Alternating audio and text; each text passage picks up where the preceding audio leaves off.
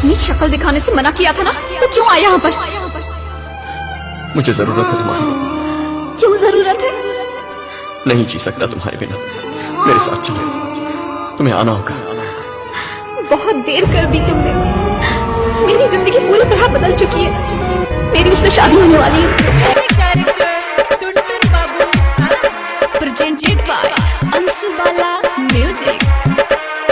जब तारू ससुरा भूली न जइहा, पियावा के बाही न झूली न जइहा। जब तारू ससुरा भूली न जइहा, पियावा के बाही न झूली न जइहा।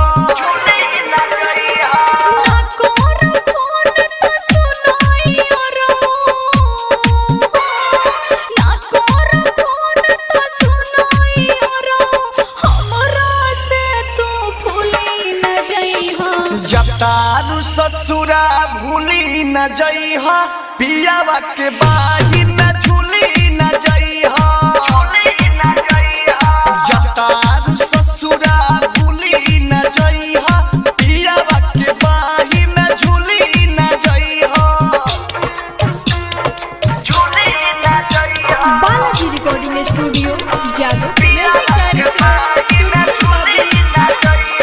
Presented by Anshubala music.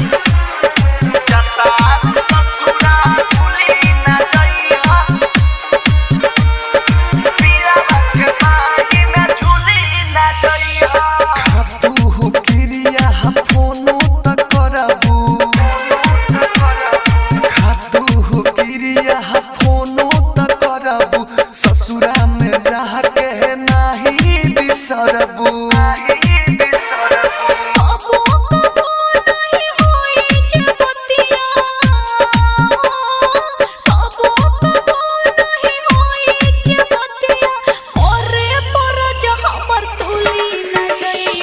जब तारू ससुरा भूली न जइहा, पियावा के बाही न झूली न जइहा।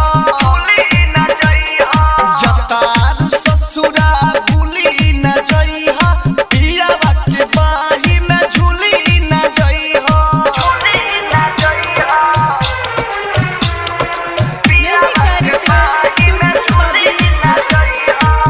Presented by Anshubala music.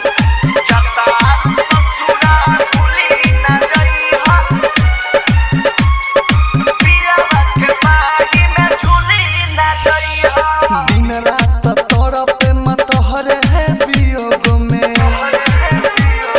दिन रात तड़पे मत हरे है वियोग में।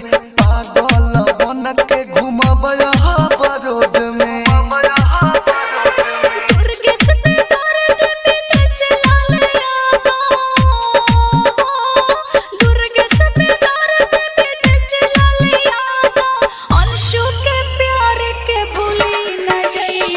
जब तारू ससुरा भूली न जइहा, पियावा के बाही न झूली न जइहा।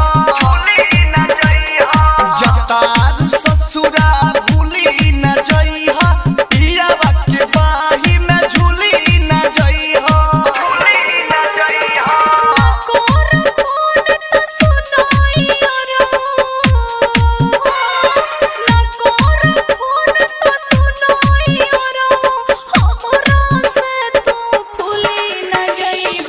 जब तारू ससुरा भूली न जइहा, पियावा के बाही न झूली न जइहा। बालाजी रिकॉर्डिंग स्टूडियो जादू।